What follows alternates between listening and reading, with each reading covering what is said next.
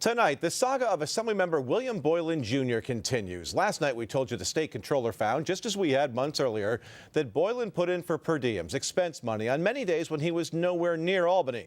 The controller says Boyland owes the state of New York $67 grand for questionable per diems, something Boyland did not want to talk to me about. Tonight, more on the fallout, what has changed since our investigation started, and new information we've uncovered about Boyland's attendance, all because you paid for it. When our investigation first turned up what appeared to be rampant per diem abuse by Assemblymember William Boyland, we took our findings to Assembly Speaker Sheldon Silver. He seemed interested. If members are putting in for per diems here in Albany on days when they are clearly not here in Albany, the system's not working then. It's clearly fraudulent.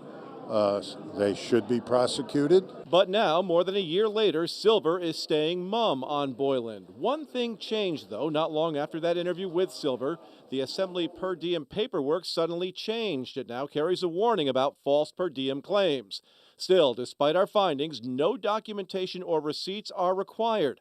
And that seems just fine with the new second in command in the Assembly. If there's occasionally a person who abused that trust, I think there's enough of a system in place to make sure that we know when someone's an outlier, when someone's abusing the privilege. We also brought our findings about the per diem abuse to Albany County DA David Soares. It would certainly be something that the Public Integrity Unit would be interested in looking at. So if I give you all this information, you'll take a look at it? We'd take a hard look at it. It was Soares who asked the state controller to investigate. Our audit found some significant lapses in how the per diems were handled. But now it's up to Soares to prosecute. Again, signing a false per diem submission is a felony. So far, Soares is not saying what his next step will be. Many in the Assembly are fed up with Boyland. Steve McLaughlin has brought this to the attention of the governor and the speaker. How frustrated are you in your efforts to get some perceived justice in the William Boyland case? Well, I'm frustrated because he took the people's money.